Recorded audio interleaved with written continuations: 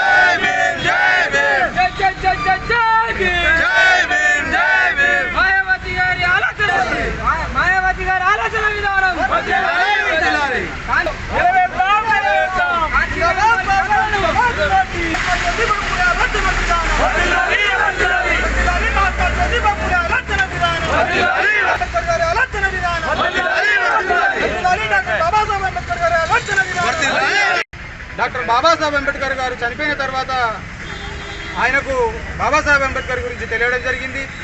ఆ సమయంలో కుల నిర్మూలన అనే బుక్ చదివిన మాన్యవారు కాన్సీరామ్ గారు బహుజన్ సమాజ్ పార్టీని ఏర్పాటు చేసి ఈ దేశంలో ఉన్న అణగారిన ప్రజలు ఎస్సీ ఎస్టీ బీసీ మైనార్టీ ప్రజలను అధికార పీఠం వైపు ముఖ్యమంత్రి ప్రధానమంత్రి చేస్తే కానీ ఈ దేశంలో ఉన్న బహుజనుల పరిస్థితి మారదని ఆలోచించి ఈ దేశంలో ఉన్న అతిపెద్ద రాష్ట్రమైన ఉత్తరప్రదేశ్కు బహన్ కుమారి మాయావతి గారిని 4 సార్లు ముఖ్యమంత్రి చేసిన ఘనత మాన్యవారు కాన్సీరామ్ గారికి దక్కుతుంది.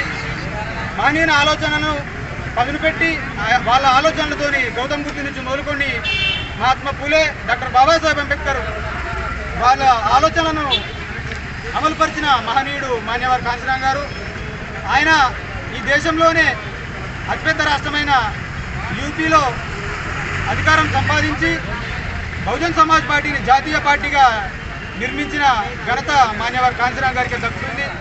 కాబట్టి ఈరోజు ఆయన జయంతి వేడుకలు జరుపుకోవడం మాకు చాలా ఆనందంగా ఉన్నదని తెలియజేస్తూ ఈ విషయాన్ని బహన్ కుమారి మాయావతి గారి నాయకత్వంలో, మరి అదేవిధంగా తెలంగాణ రాష్ట్రంలో డాక్టర్ ఆర్ఎస్ ప్రవీణ్ కుమార్ గారి నాయకత్వంలో మాన్యవారు కాన్సీరామ్ గారి ఆలోచన విధానాల మేరకు బహుజన రాజ్యాన్ని స్థాపించి ఎస్సీ ఎస్టీ బీసీ మైనార్టీల యొక్క అధికారమే లక్ష్యంగా పనిచేయడం కోసం మేమందరం కలుగుతామని మీ ముందు ఆయనకు హామీ ఇస్తూ తెలియజేస్తూ ముగిస్తున్నాను. జై భీమ్, జై భారత్. రాజన్న సిరిసిల్ల నుంచి ఈ రోజును చాలా గొప్ప శుభ సందర్భంగా భావించుకుంటున్నాము. ఉదాహరణ చెప్పాలి అంటే నేను తుట్టపల్లి వాసిని. నాకు రాజకీయంగా ఎలాంటి విషయాలు తెలియనప్పటికీ ఈ పార్టీ ద్వారా, ఈ మహానీయులు అందించినటువంటి ఎజెండా ద్వారా నాకు రాజకీయాలు పరిచయం చేయడం జరిగింది. కనుక నా యొక్క అంతరాత్మ గురించి చెప్పాల్సిన విషయం ఏంటంటే